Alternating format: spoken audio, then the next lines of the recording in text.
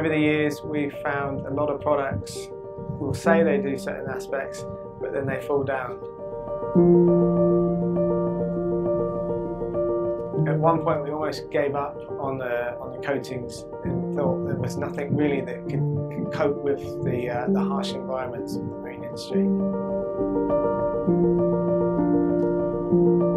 And then we were introduced to IGL coatings, and we have been blown away. You know, we've got coatings on boats now that are well into their second year, and we are so happy.